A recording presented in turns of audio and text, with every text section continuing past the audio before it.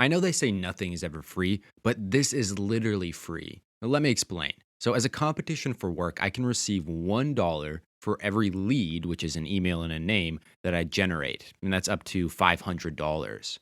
Now, this money is going to be given to me in the form of an Amazon gift card. However, I know what it's like to be a broke college student trying to study for the MCAT, so I want to pass this money on to one of you guys. So, what I'm going to do is I'm going to raffle off the Amazon gift card I received from the competition.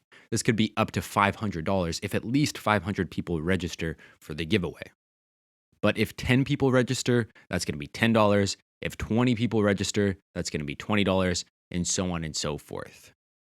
So if you want to sign up for this giveaway, go to the show notes for this podcast, follow the link, enter your first, last name, and email, and you'll be entered. It's that easy.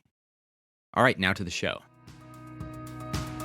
Welcome to the MCAT Basics Podcast, brought to you by the physicians at Med School Coach.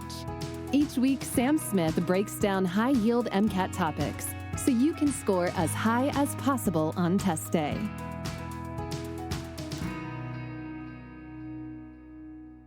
Hello and welcome to Prospective Doctors MCAT Basics with your host, Sam Smith.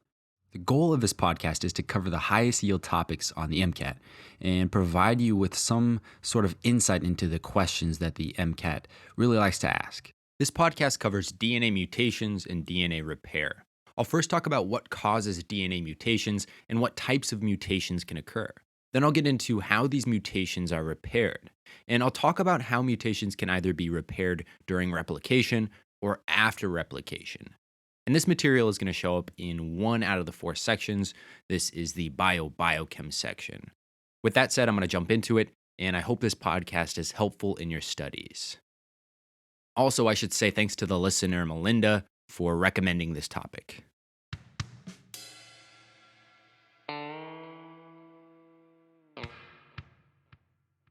All right, so the first thing I want to cover here is just the general concept of what a mutation is. So a mutation is an error in the DNA sequence encoding a protein. So for example, let's say that part of the sequence of a small protein is AAGGTT. If part of the sequence were to become mutated, that could mean that it was just really damaged, or it could mean that the actual genetic sequence was changed. Maybe now it becomes AAGGAA. That's pretty simple, and I'm sure you have a relatively good understanding of what a mutation is. But what causes these mutations?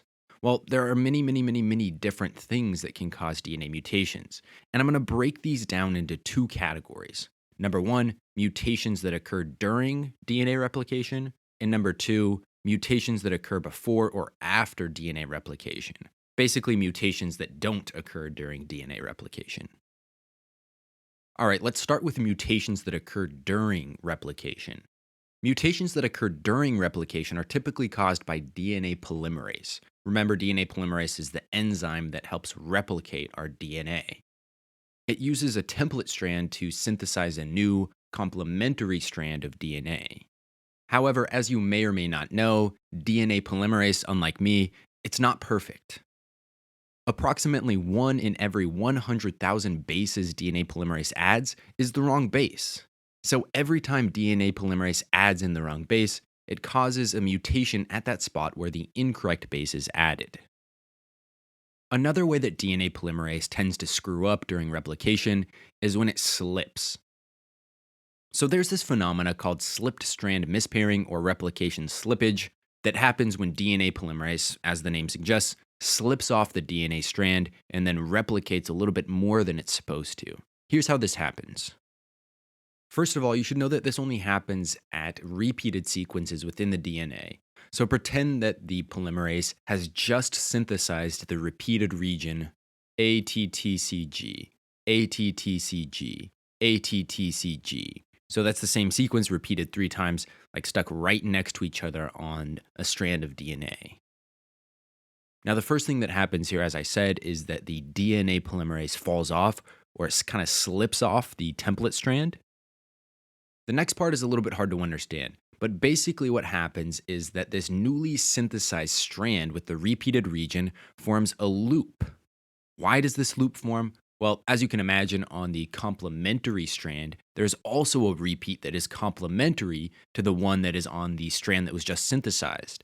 So, what happens basically is this loop forms because the outermost repeat, that ATTCG sequence, kind of shifts a little bit upstream on the complementary strand and base pairs with that part, creating this loop that contains the two other repeats, the AATCG, AATCG. If that's making you say, huh? Ruby? There's an absolutely fantastic YouTube video titled DNA Polymerase Slippage Explained with Velcro that can really help you see this point if you're not getting it. Anyways, the next step here is that DNA polymerase comes back and it rebinds to the template strand and begins producing the daughter or complementary strand again. And meanwhile, this loop that's formed just remains still. It kind of remains as a loop for the rest of the time that replication is occurring. Thus, whatever material is in that loop is essentially going to be duplicated in the daughter or complementary strand.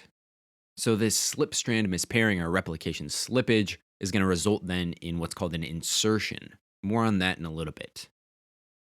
So that's obviously somewhat of a complex topic. So let me just kind of summarize that in the most simple way. So, in short, replication slippage or slipped strand mispairing happens at repeated regions in our DNA and causes duplication of those repeats. Okay, so that's kind of the two ways that DNA mutations can occur during replication.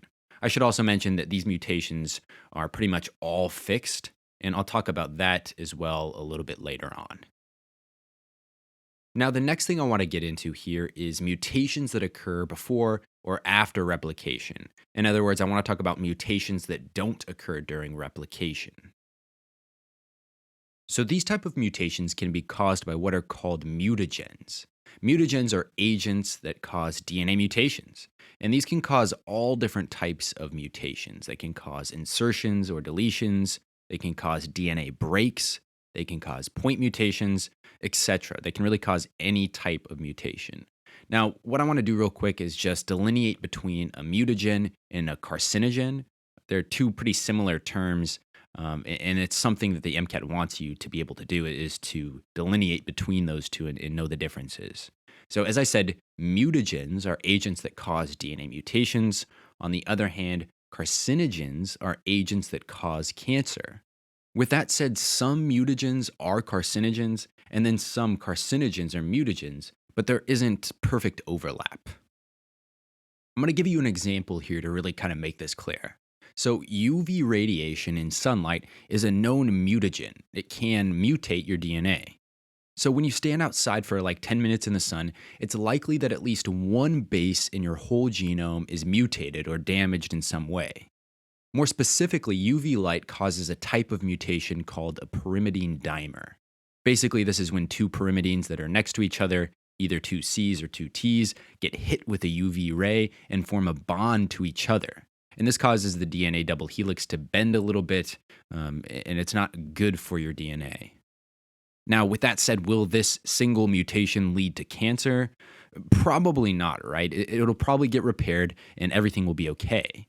So in this case, when you're outside for like 10 minutes, this short-term UV exposure isn't necessarily carcinogenic.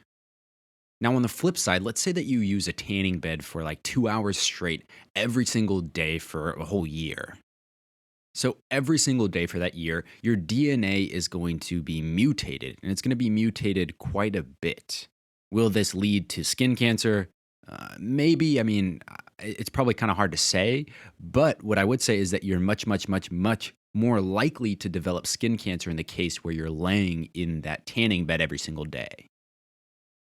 So in the second case of the long-term UV light exposure, I would classify UV light as more of a carcinogen.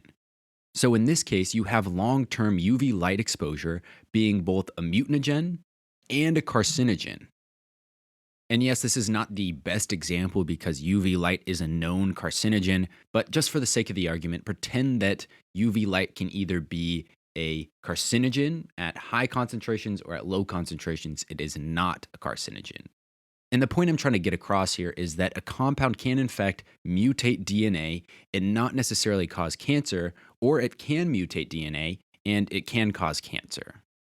So that's how a mutagen can be a carcinogen or not be a carcinogen. What about the flip side? Is there any carcinogens that are not mutagens? In other words, are there any compounds out there that exist that cause cancer without mutating DNA? The answer is yes. According to a paper by Mohn and Associates, there are a few animal and human carcinogens that appear to possess no mutagenic activity. In other words, they don't mutate DNA. These are things like saccharin, benzene, carbon tetrachloride, and cadmium. I'm not going to get into mechanisms here, for how those compounds cause cancer. I'll save that for med school. But essentially, these compounds cause cancer without mutating DNA. All right, so let me just summarize this section here by saying a mutagen is a compound that mutates DNA, and a carcinogen is a compound that causes cancer. There's a lot of overlap between these two, but they don't perfectly overlap. Make sure you know the difference between these two for the MCAT. Hopefully, this gave you a pretty good look at what the differences and similarities between them are. With that said, there are really three different categories of mutagens. This includes radiation, DNA reactive chemicals, and metals.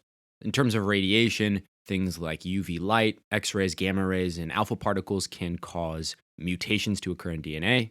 In terms of DNA reactive chemicals, by the way, which are just compounds that readily react with DNA, that's things like benzene, reactive oxygen species, polycyclic aromatic compounds, ethidium bromide. The list goes on and on and on. And then finally, the third category of mutagens are metals. This includes things like arsenic, cadmium, chromium, and nickel. So since all of these different compounds, the radiation, the reactive chemicals, and the metals I talked about are mutagens, they have the potential to mutate DNA. Now, what I want to do next is kind of go through some of the different ways that these actually mutate DNA. Talk a little bit mechanistically about how this works. So first off, I just want to say that all of these different chemicals and metals and radiation can really act in a bunch of different ways to cause mutations within DNA. I just want to point out a few in particular. So number one, they can actually change the identity of a single base. There are a few different ways that this can occur, including oxidation, deamination, and alkylation. For example, the oxidation of guanine leads to what's called 8-hydroxyguanine. And when any polymerase encounters this 8-hydroxyguanine, whether that's RNA polymerase for transcription or DNA polymerase for replication, it can't recognize that base. It's like, what the fuck is this? I don't know what to do with this.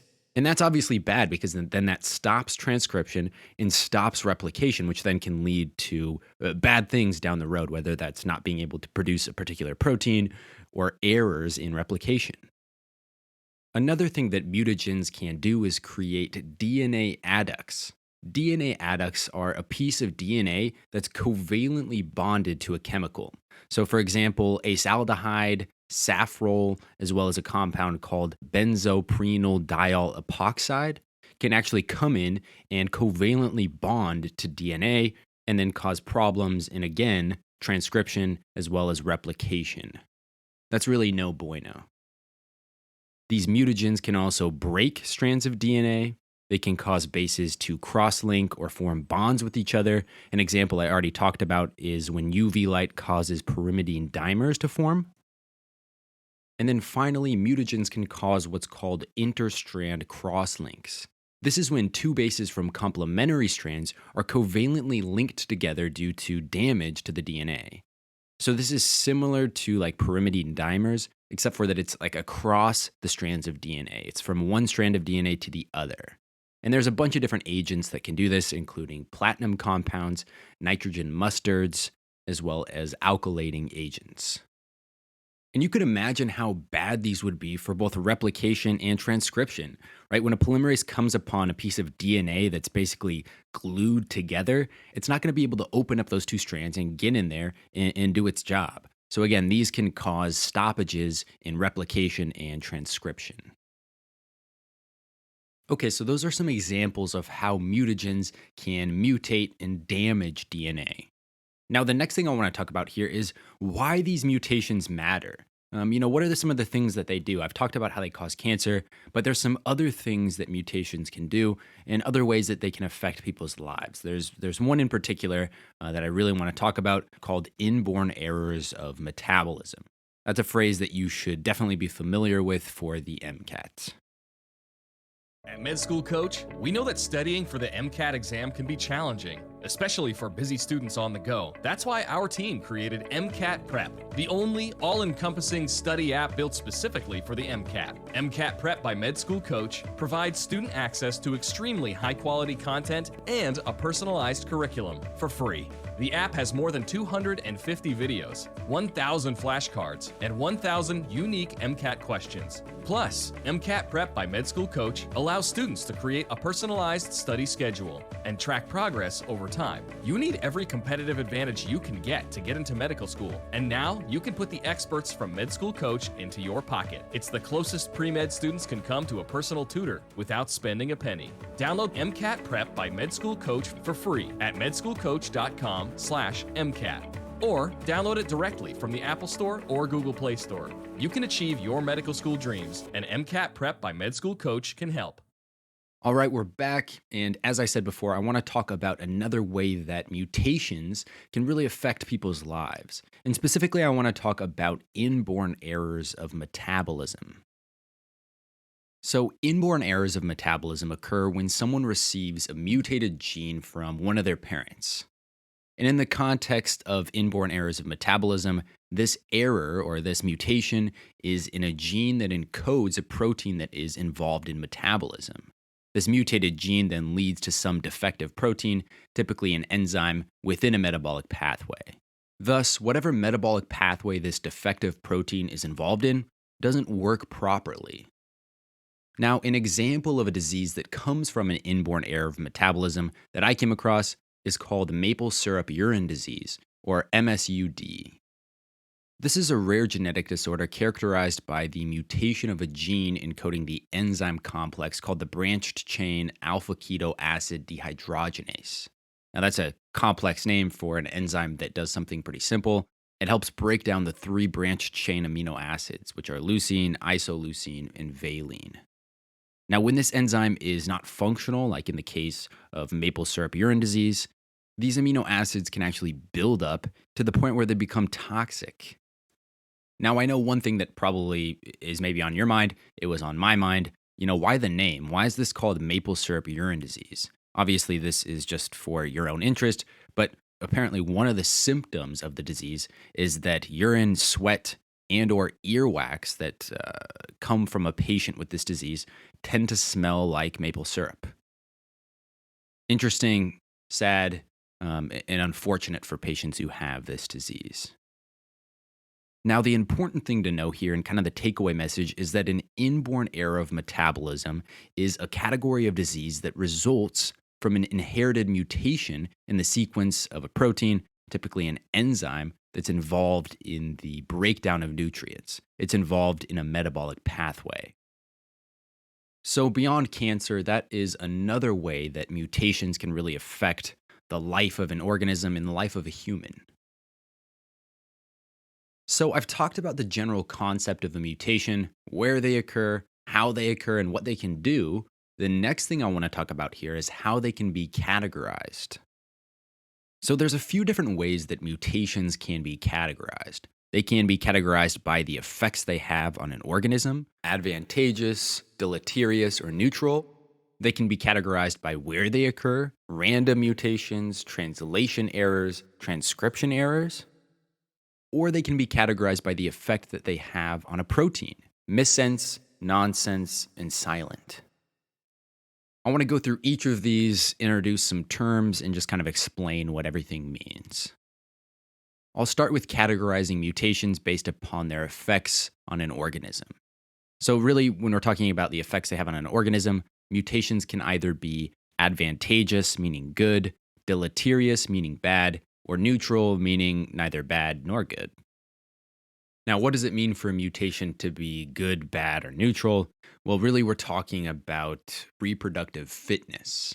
We're talking about what a mutation does to affect the reproductive success that an organism has.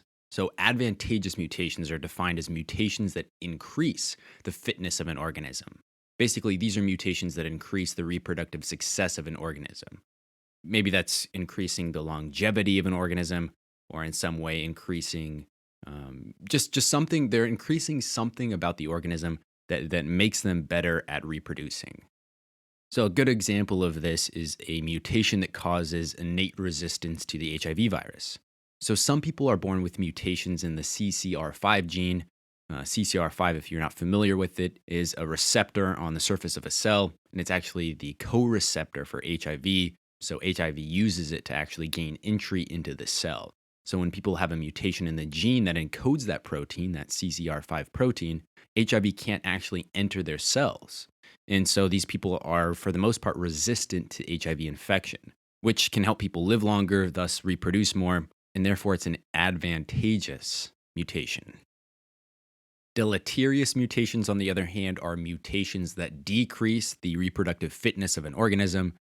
This is just a harmful mutation. The inborn errors of metabolism that I talked about earlier are a good example of this. Right? They're a group of mutations that impair a person's ability to break down or metabolize certain nutrients, leading to, in many cases, a shorter life and a decreased ability to reproduce. Finally, neutral mutations are mutations with no effect on the sexual fitness or the reproductive fitness of an organism. So, for example, say that a mutation in my genome causes 1 in 10 of my hairs to be gray. And, it's that way from birth. So, all throughout my life, I've had 1 in 10 hairs gray. So, all that mutation would do would give me speckled gray hair. It wouldn't necessarily impact how successful I was at reproducing, nor would it really impact my life in any real way. Thus, it would be a neutral mutation. This example was sponsored by Touch of Gray by Just for Men. No mix, no mess. Just comb in, and in 5 easy minutes, you'll get the perfect salt and pepper look. All right, let's now talk about categorizing mutations based upon where they occur. So, in part of the MCAT content outline put out by the AAMC, they include a few terms that you need to know regarding mutations. And so that's how I kind of came up with this category. The terms they have include random mutations, translation errors, transcription errors, base substitutions, inversions, addition, deletion, and translocation. So maybe more accurately than saying this is the category of where mutations occur, this is the MCAT category of mutations. So I'll start with random mutations. So my understanding is that the term random mutation is just basically an umbrella term kind of for all mutations that occur outside of translation and transcription. In other words, this is most of the mutations I've already talked about. Now, there is some evidence that apparently there is that some mutations aren't necessarily random. Like there are hot spots, I guess, in the genome where mutations can occur more frequently and therefore might not be just random. However, for the sake of the MCAT, just consider that a lot of these different point mutations, as well as mutations coming from these different mutagens, are random. So, for example, UV light that we talked about earlier causes these pyrimidine dimers. That would be a random mutation. Some of the other mutagens, the metals as well as the chemicals, those will also cause random mutations. Next is translation errors. So translation is the process of taking mRNA and converting it or translating it to protein. And interestingly enough, there can actually be errors that occur during that process. And that's not necessarily due to a mutation per se, but it can have the same effects as a mutation, right? It can lead to the incorporation of the wrong amino acid into a protein, which can then alter the activity of the protein. Now, errors in translation can happen in a few different ways. Number one, they can occur when the tRNA is misacetylated. In other words, the wrong amino acid is tied to the wrong tRNA. Therefore, when that tRNA is used by a ribosome to convert mRNA to protein, the wrong amino acid is going to be put into that protein. The second way that errors in translation can occur is in tRNA misdecoding. Basically, the triplet codon on the tRNA doesn't match up with the triplet codon on the mRNA, but that tRNA still comes into the ribosome and kind of matches up with that codon, even though they don't match up perfectly, and it adds the amino acid to the polypeptide anyways. So again, translation errors, not necessarily due to mutations, but can cause the same thing, and then it can lead to the incorporation of the wrong amino acid in a protein, altering the activity of that protein. Next are transcription errors. So transcription is the process of taking a DNA and converting it to mRNA.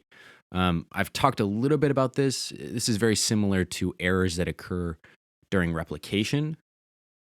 Basically, this would be any error in which the wrong mRNA is produced from the correct genetic sequence.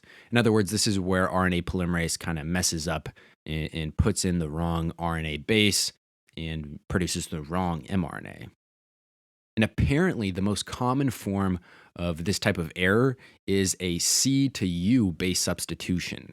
In other words, RNA polymerase sees a place where it should put a C and instead puts a U or a uracil. And that, of course, can end up resulting in an error in whatever protein is then produced from that mRNA. Also, shout out my alma mater, CU, let's go Buffs.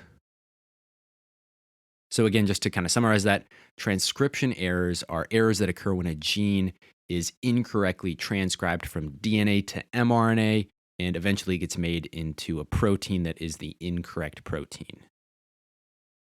Next comes base substitution. Base substitution refers to the replacement of one nucleotide in DNA or RNA with another nucleotide. I think the best example of this is like DNA polymerase putting in the wrong base in the complementary strand during replication. It should be putting an A, like an adenine, but instead puts in a thymine. That's an example of a base substitution. And these create what are called point mutations, a mutation where only a single base pair is altered. Next, we have insertions and deletions. An insertion is when an extra nucleotide or extra nucleotides are added into a strand of DNA. This is synonymous with an addition mutation. On the other hand, you have deletion mutations. That is where a single nucleotide or multiple nucleotides are deleted or taken out of a DNA strand. And these can lead to what are called frame shift mutations. This is probably another term you should know for the MCAT. Basically, this is where the reading frame of a gene is shifted in some way. For example, say that some gene is made up of 120 nucleotides. That means that it's made up of 40 different codons, right? There are 3 individual nucleotides in each codon. Each codon corresponds to an amino acid.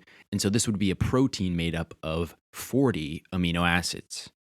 And we're saying that the reading frame here is 120 nucleotides. Obviously, you have some non-coding regions of that gene that are upstream and downstream, but let's just take the reading frame.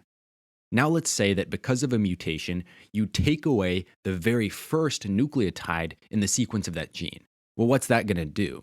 Well, that's literally going to shift the entire gene or the way that entire gene is read, right? Because it's going to change every single codon down the line. You're now grouping codons a bit differently. And that's going to change the whole entire amino acid sequence of that protein. Probably. It's likely that it will. The same thing would happen if you inserted a nucleotide at the very beginning of that gene. You would now have 121 nucleotides, and the 3-letter codon sequence going down that gene is again going to be completely changed, resulting in a completely different amino acid sequence that makes up whatever protein that we're talking about. Now, if you're still having trouble kind of understanding exactly how it shifts what's being read in that gene, take the following example. Take the sentence, "The big bad dog had one eye." This sentence is composed of 7 3-letter words. In genetics terms, it's basically 7 different codons, each of which correspond to a particular amino acid. Now, say I insert a single letter, D, at the beginning of this sentence, and then reform the 3-letter words or the 3-letter codons. What would the sentence become? Well, it would basically become baby talk or like gibberish. Dith, abi, jibbe, didu, oga, ade, ni, Yee. That's literally what it would become.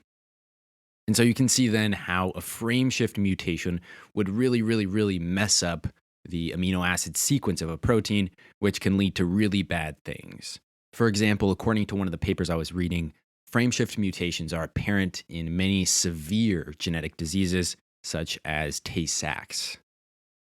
All right, finally, we have made it to some of the last types of mutations that the MCAT wants you to know in this MCAT mutation category. These are chromosomal mutations. The first is called an inversion, and the second is called a translocation. So, an inversion is a chromosomal mutation where part of the chromosome breaks off, flips around, and then becomes reattached. I kind of almost like imagine this is in my head as literally taking a chromosome, ripping out the middle portion of that chromosome, flipping it around, putting it back in place, and then gluing it back in place, but upside down. That is a chromosomal inversion. And typically these aren't too bad because you still have all the genetic material you had before. Now, if you're ripping out part of a chromosome and where you rip is like in the middle of a gene, and then you flip it around and glue it back in place, that can screw something up because now you only have like half of a gene and maybe you have half of another gene glued to that. And now you're making some random mutated protein that's not effective. So there are some cases where an inversion can be bad, but it's not as bad as some of the other types of mutations. The other type of chromosomal mutation I want to mention is a translocation. This is when a chromosome swaps bits of genetic material with another chromosome. So, for example, chromosome 21 gives a few genes to chromosome 3, and chromosome 3 is like, oh, thanks for those genes, 21. I'll give you a few. And then it gives some of its genes to chromosome 21. I kind of think of it like gene trading in a way. Now, with that said, there is a very specific type of translocation that's good to know. It's called a Robertsonian translocation. And this is a bit complex, but in short, this occurs when two acrocentric chromosomes get stuck together to make one large chromosome. And by the way, the acrocentric chromosomes are chromosomes 13, 14, 15, and 22. Biologically speaking, the most common Robertsonian translocation occurs between chromosomes 13 and 14. And again, in this type of translocation, basically two chromosomes merge to form a big old chromosome. The last way that mutations can be categorized is in terms of the effect that they have on a protein, and more specifically, the effects that they have to the amino acid sequence of a protein. Now, this is missense mutations, nonsense mutations, and silent mutations. Missense mutations are substitution mutations resulting in a change in an amino acid. So, for instance, let's say that a single mutation causes a glycine amino acid residue in a protein to change to a valine. Well, that would be a missense mutation.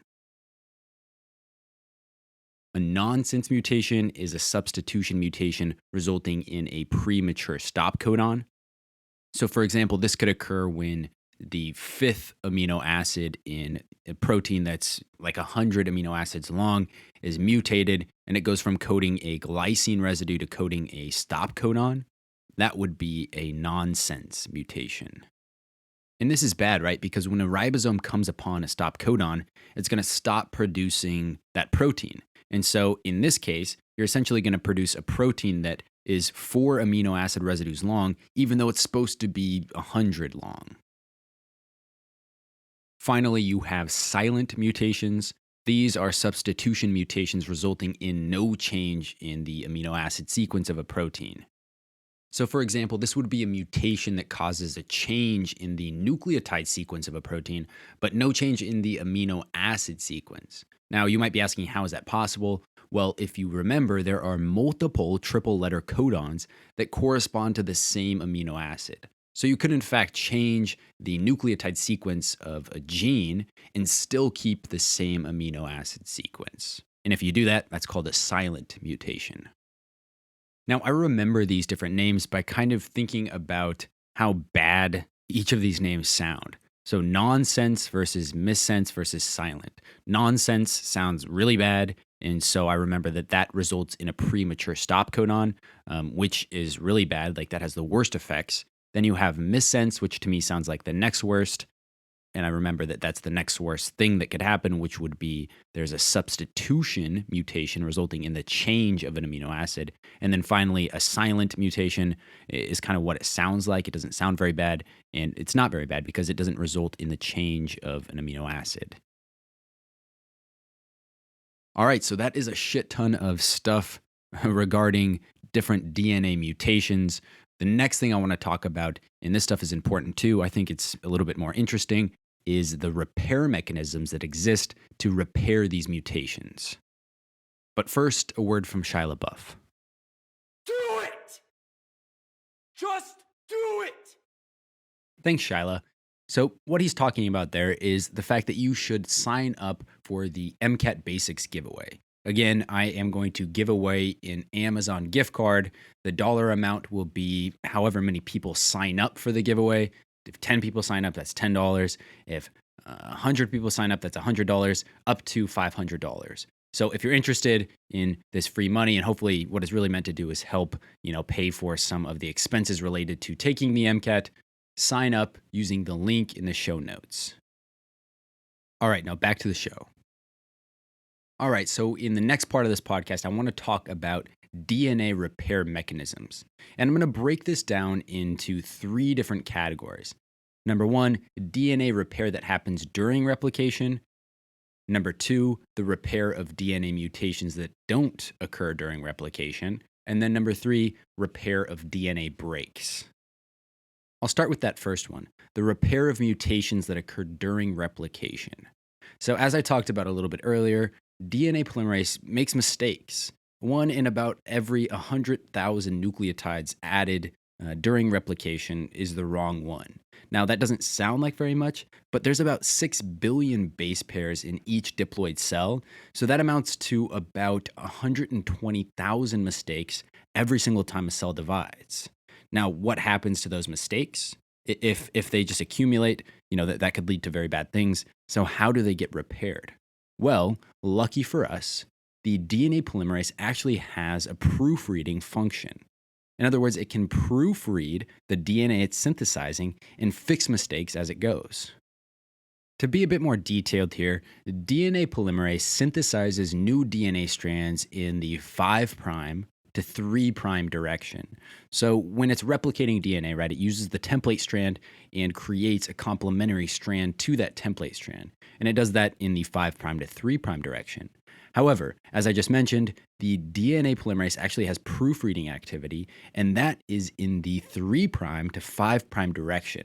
That should make sense, right? Because if it's going to repair a mistake it made, it's got to go backwards to do that. So it goes backwards, and it goes in the 3' to 5' direction. And this activity, by the way, is called 3' to 5' exonuclease activity. Now, what this proofreading activity looks like is that the polymerase can actually back up, remove the mismatched base, and then replace it with the correct base. Pretty simple. Now, one thing I want to point out here that I think is a little bit important is that it's not necessarily the same DNA polymerase that makes the mistake that fixes it. Interestingly enough, DNA polymerase delta can actually proofread and fix errors that are made by DNA polymerase epsilon. The take-home point there really is just that the DNA polymerase that makes the mistake isn't always the polymerase that fixes the mistake. Sometimes another polymerase can come in and use that 3' to 5' exonuclease activity to fix a mismatched base. Just keep that in mind. All right, so that's how mutations that occur during replication are fixed. Next, let's talk about DNA mutations that are not repaired during replication. So these can be either mutations that escape detection by a polymerase and aren't fixed during replication, or they can be mutations that arise from all the different sources I talked about earlier. They can come from radiation, DNA reactive chemicals, and even metals. So I want to talk about 5 different repair mechanisms here. Number 1, I want to talk about direct reversal DNA repair. Number 2, I'll talk about mismatch repair. Number 3, I'll talk about base excision repair. Number 4, I'll talk about nucleotide excision repair. And then finally, the last one I'll talk about is called interstrand cross-link repair, or ICL. All right, I'll start with direct reversal DNA repair. So, direct reversal DNA repair is DNA repair that does not require the breaking of phosphodiester bonds. Basically, in this type of repair, enzymes come in, they fix the DNA, and then they leave. And they do all that without, breaking the DNA or breaking phosphodiester bonds within the DNA in order to fix it. For example, this repair mechanism can help fix damage caused by DNA alkylating agents. So, when DNA is alkylated, basically an alkyl group is added to the DNA. For instance, like a methyl group can be added on to one of the bases in DNA. When that happens, that's a problem that changes basically the structure of the base or changes the structure of the nucleotide and isn't able to be recognized maybe by DNA polymerase, RNA polymerase, and affects transcription and replication. So, what enzymes can do in this direct reversal DNA repair mechanism is they can come in, remove the alkyl group directly, and then boom, you're back to your original base. So, basically, in this direct reversal DNA repair mechanism, any damage that's done is directly removed to restore the original base. The next repair mechanism is called mismatch repair. You might see this abbreviated as MMR. So typically, mismatch repair fixes base mismatches that have arisen during replication, and it fixes these insertion deletion loops that are a result of replication slippage that I talked about earlier. Now, this only occurs on the newly synthesized daughter strand after replication.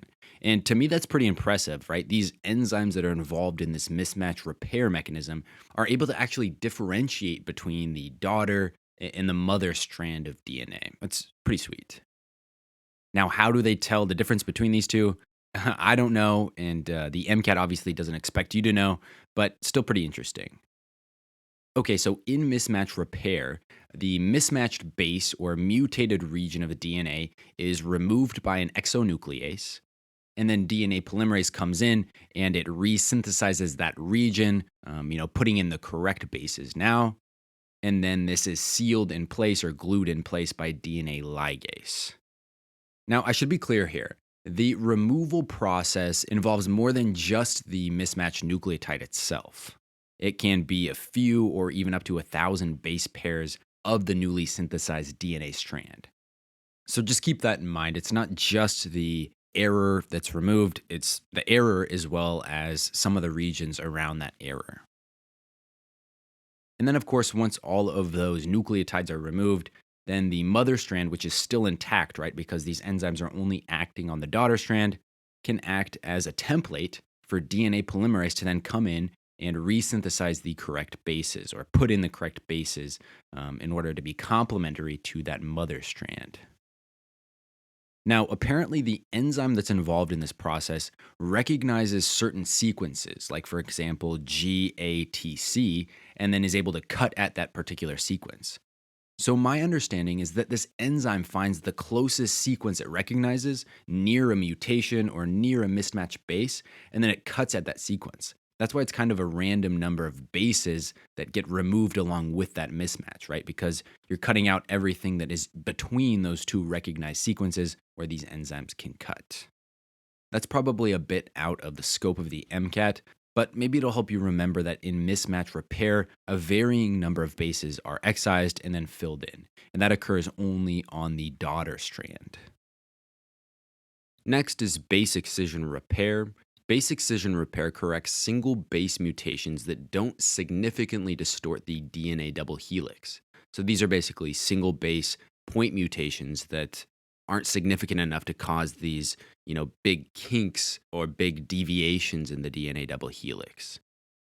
So for example, this fixes things like oxidative damage, deamination, as well as alkylation. Remember, these alterations, again, oxidation, deamination, and alkylation, slightly change the identity of the base so that RNA polymerase can no longer recognize that base. DNA polymerase can't either. That leads to faulty protein production as well as errors in replication. And since these forms of damage or these types of mutagens don't really cause, big changes in the nucleotides, they're only slightly changing the bases of the nucleotides. That doesn't really distort the DNA double helix too much. And so then base excision repair is able to fix these type of mutations. Now, mechanistically speaking, here's what happens. So an enzyme comes in and removes the damaged base from the DNA by cleaving the bond between the base and the deoxyribose sugar. And I would just want to make it clear here, it's not removing the whole nucleotide at this point. This enzyme is just cutting off that base, whether that is adenine, cytosine, guanine, or thymine. This creates what's called an abasic site. This is a site in the genome, in this case, just one specific site that doesn't have a base. Next, an enzyme that is able to actually recognize abasic sites comes in and removes the abasic site. It basically cuts the DNA backbone at that site and is able to remove that piece of the DNA backbone. So at this point, the whole nucleotide has been removed. Next, DNA polymerase comes in and fills in this gap.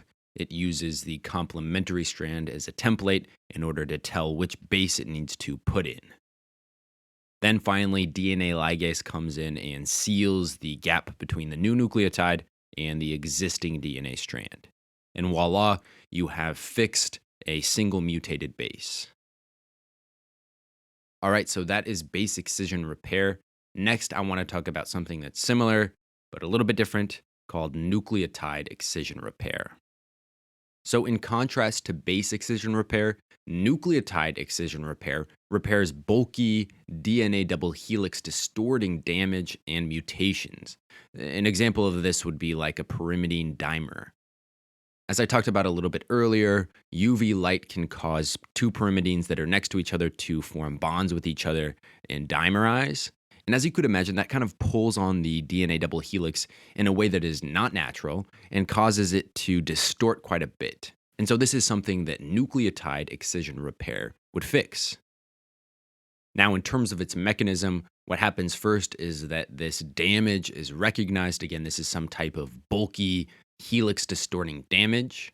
After it's recognized, a 10 to 20 nucleotide long strand of DNA is removed both upstream and downstream of the damaged site by endonucleases. So if you add that up together, this is a total of about 20 to 40 bases are removed in order to fix this one, bit of damage. After that, this gap is filled in by DNA polymerase, which puts in the correct nucleotides, and then everything is sealed up by DNA ligase. So that is nucleotide excision repair. Next, I want to talk about interstrand cross-link repair. Now, you may have never heard of this type of repair, but the reason that I want to talk about it and the reason that I bring it up is that earlier I talked about interstrand cross-links as being a form of DNA damage that you should be familiar with. Remember, this is when complementary strands of DNA covalently cross-link together. It's like gluing the two strands of DNA in this DNA double helix together. So how do you fix that? Well, you fix it through interstrand cross-link repair. In short, the mechanism is essentially 2 rounds of nucleotide excision repair, since again, this type of mutation affects both strands. So you do nucleotide excision repair on one side of the DNA duplex, then you flip to the other side and you do nucleotide excision repair on that side, and then you're fixed. So again, interstrand cross-link repair is basically 2 rounds of nucleotide excision repair. And it fixes these interstrand crosslinks, which are covalent bonds between complementary strands of DNA. Now, before I move on to the repair of DNA breaks, I want to quickly summarize all of these different repair mechanisms I've gone over so you can clearly see the differences between them. So first we had direct reversal DNA repair. This is where an enzyme comes in and directly fixes whatever damage has been done to the DNA. Next, we have a mismatch repair. This fixes mismatched bases that are a result of errors in DNA replication, and it removes kind of a variable amount of bases around a mismatch and then fills that in. Next, we have base excision repair. This corrects single base mutations that don't significantly distort the DNA double helix. And in this case, a very small part of the DNA strand is removed and then filled in. Typically, this is a single base that's removed and filled in. Then we have nucleotide excision repair. This repairs bulky DNA double helix distorting damage and mutations. And in this case, a pretty large part of the DNA strand is removed and then filled back in to fix that damage. Finally, we have interstrand cross-link repair. This repairs DNA strand cross-linking, which is covalent bonds between the two complementary strands of DNA. And basically, this is 2 rounds of nucleotide excision repair back to back, one on each strand. All right, so last thing here, let's talk about the repair of DNA breaks. So different mutagens can actually cause DNA to break. So these breaks can either be single strand breaks, in other words, only one of the 2 strands has a break in it, or they can cause double-stranded DNA breaks, which, by the way, are much worse and are breaks that break literally both strands of DNA. It's like taking a butcher's knife and just chopping the DNA.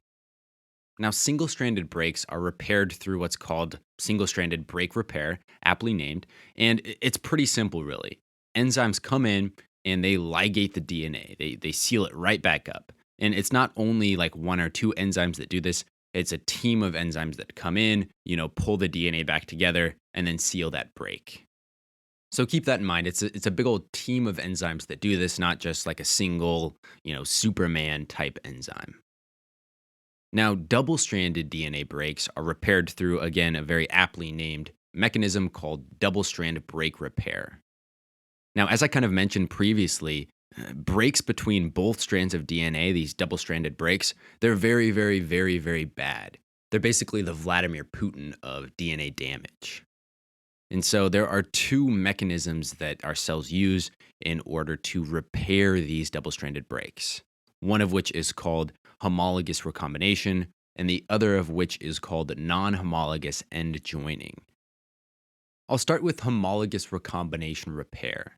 So homologous recombination repair is high fidelity or high accuracy repair. It uses information copied from a homologous sister chromosome that's undamaged. So basically, homologous recombination repair uses the sister chromatid of the broken chromosome as a template to repair that broken chromosome. So basically, it can go look at the site that's broken on the other homologous chromosome and say, okay, this is what it should look like, and then use that as a template for repairing that broken region. And so that should make sense then why that's pretty high fidelity or high accuracy, because you're using the homologous sister chromatid as a template for repair. So you're getting pretty accurate fix of that break. Now, on the other hand, non-homologous end joining is not as high fidelity. Basically, in this repair mechanism, the ends on each side of this break are directly glued back together, and there's no template that's used. And you could imagine then that sometimes this results in the loss of genetic material. Let's say that you have 2 breaks that occur, right? You have one break, and then a little bit downstream of that, you have another break. Well, then you're literally cutting out a piece of DNA. And if you were to then have that little piece kind of float away, somewhere else into the cell, you could then take those 2 cut ends and glue them back together, and you just lost a piece of DNA. And so as you could see, non-homologous end joining is not quite as high fidelity as homologous recombination repair. So altogether, homologous recombination repair is template repair. You're using information from a homologous chromosome, the sister chromatid, to then repair the broken piece of DNA. On the other hand, non-homologous end joining is non-template repair. The ends of the break are just directly glued back together. All right, so that is double-strand break repair. And that's also it for this podcast. I hope you found all this information helpful. Obviously, it is quite a bit of information and quite dense. So, listen to it multiple times, whatever you have to do. But all this stuff is important. And a lot of the outline for this podcast comes directly from the content outline put out by the AAMC. Also, this is the very last time I'm going to say it. But as Shania Twain said earlier, just do it.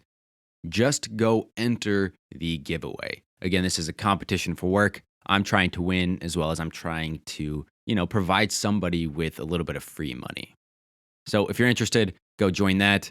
Also, as always, if you found this podcast helpful, go leave us a review on iTunes. It helps us in the rankings as well as helps us reach other students. Thanks for listening, and I'll see you next time.